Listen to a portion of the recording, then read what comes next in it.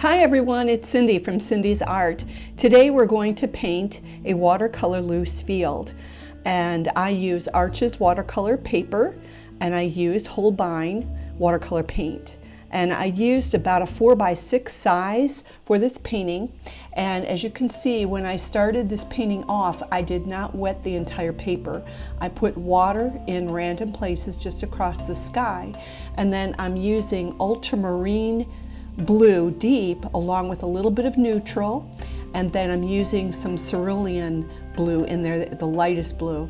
And what I'm doing is I'm dabbing the water on and I'm letting that run because it creates a texture. This looks like a storm cloud, and so I'm going to let that continue to dry, and I'm going to begin to work on the field below. So I'm using a sap green. It's just a very light touch of it, and then I'm using a little bit of quinacridone gold mixed in there, which is that orangey, like a burnt color in the background. And then as I move forward, I'm using a little bit of sap green, and that's like a darker green, and I am just continuing to develop just the very basics of the color of this painting. That was a little pond way back there in the hills. So this is where I'm at. I let this dry really well, and now I want to add in some more vibrant colors, and I'm going to use that field that's more in the background than the foreground yet. I like to work from the back forward, from light to dark. So in here I am going to wind up adding some Gambogi orange in there, and some yellow tones just to brighten it up.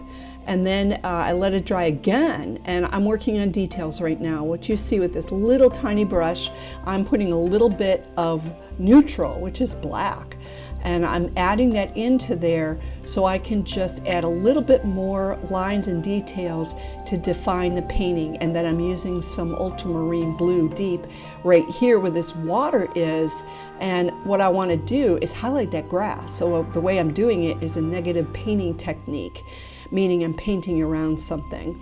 I am moving so fast today, guys. Put this video on slow. So the next thing I wanted to do was give some flowers in this little foreground part right before this dirt road, and I did that through splattering. It's an easy way to add techniques. I pulled out different colors that I wanted, a little bit of red. Pick your color red. I used a scarlet color, and then when I'm done with that, I wanted larger glops of white flowers. So you can see that I spattered that. Down below here, I'm using a little bit of a sap green mixed in with a little neutral, and as the picture moves closer to me, that becomes darker. And so I slapped some paint down here on the bottom. You can see I did random brush strokes. I was not worrying about a lot of detail. Then I used a very thin brush to pull up that paint so I had grass blades. So I'm going to let that dry really good, and then I'm lifting off a little bit of the cloud. I didn't like the way the cloud looked. I used a paper towel. I got it wet. I dabbed it on this picture to lift some of that cloud off because I want to change the shape of it. While it's still wet, I'm putting back in a little bit of ultramarine blue. I'm going to let that run, meaning that I'm going to dab this on there, and it's going to spread out into other places where the water is on this paper. Now I wanted to add a little bit more depth in with the clouds. Guys, this is a fast painting today. Woo! I wanted to add a little bit more depth into the clouds where you see me stroking up above. I added a tiny bit of paint. That paper was dry. I added a tiny bit of paint, and then I used a wet clean brush in order to lift and soften that up. So that's what I'm doing right there. It's wet, it's clean, it's small, and I'm only using enough paint and water to soften it up and give a little bit of definition.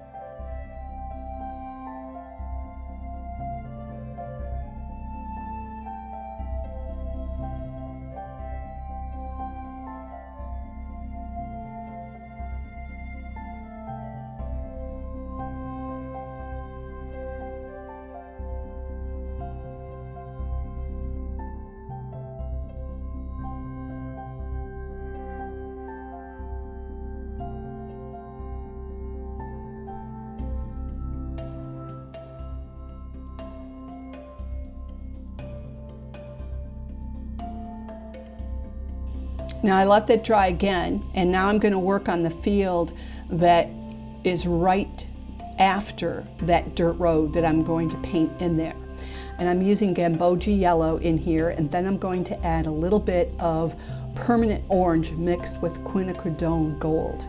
And what I'm doing first is I want to see that brightness, so I'm going to put in the lightest colors so I can see that light, and then I am going to add in dabs of the orange after I let it dry, and now I can go back in and I can add some more orange detail. Right now I'm outlining actually more of that path, and just defining it. I need to be able to see where that border is, so I'm going to put that in there and add a little bit of gray tone in there. The gray is basically your neutral, maybe with a touch of blue, and it's very light in there. It's not really thick at all. That's a great way to get, a gray. It's just lighten up the paint with a little bit of water.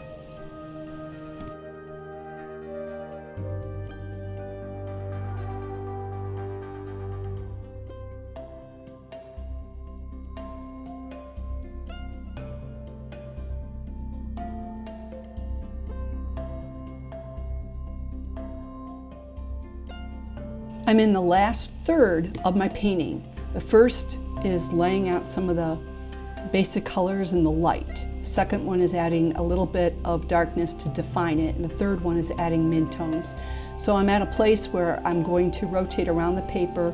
I just painted the path. I can put water on this wheat field, and I can develop a little bit more without it bleeding into other areas. So here's where this permanent orange comes in, and I want to keep the light, but I want to add a little bit of detail in there to help define the painting.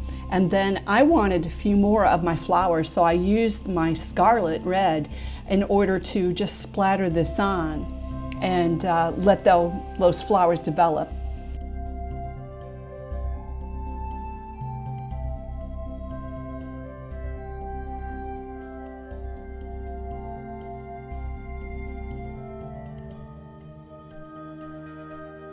I'm going to give you a close-up of my Mincho Micron pen.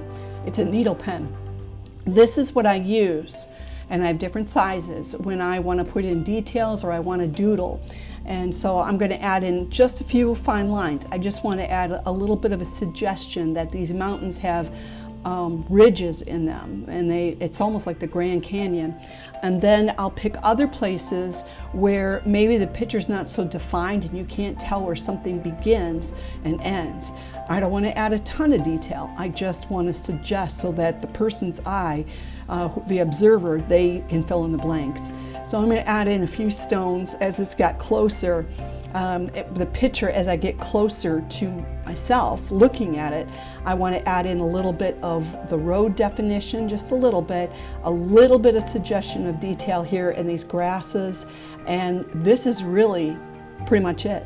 And this video is going to wrap up, but I just want to thank you for joining me again. I so appreciate everyone who's been tuning in recently. My channel is starting to grow, but that's because of people like you. Anytime you want, go to the communicate page. Tell me what it is that you would like us to paint. I'll put some polls up there. I'm really interested in finding out from viewers such as you what it is that you're looking from me from. And it's always easiest to do that if I simply ask you the question. What do I have that you like? What do you want to see more of? Guys, if you've not hit that subscribe button and that bell notification, I hope you do that now. I'm going to show you a few more videos that you can view on my channel, and you take care.